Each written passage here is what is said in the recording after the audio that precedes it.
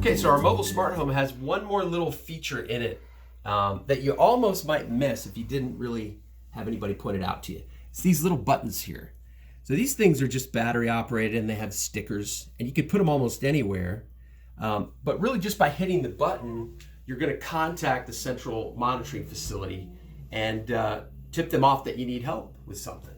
So just picture this being maybe stuck to the side of a nightstand by a bed.